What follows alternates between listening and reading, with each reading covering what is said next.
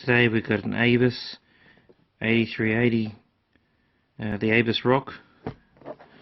This is the key bitting. Sorry, it's a little bit dusty.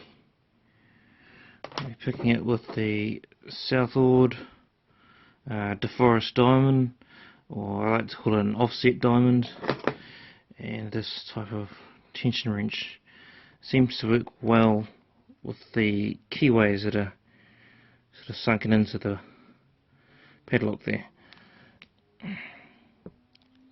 Get into it straight away. Get this tension wrench in.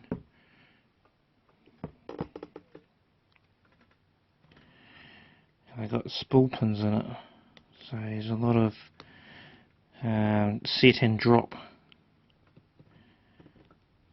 type of thing going on, so just bear with me.